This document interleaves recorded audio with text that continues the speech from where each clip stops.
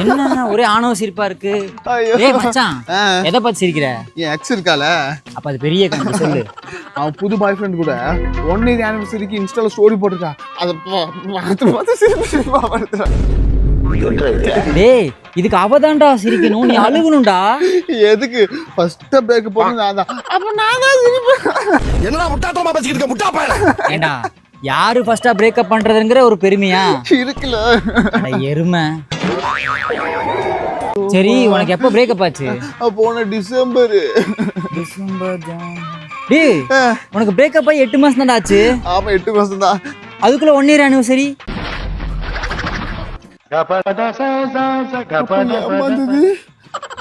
ஏமாந்தது அவ இல்லடா, நீ தான்டா தற்குறி. உனக்கு அடிச்சால பெரிய விபூதி. சிரி, நல்லா சிரி.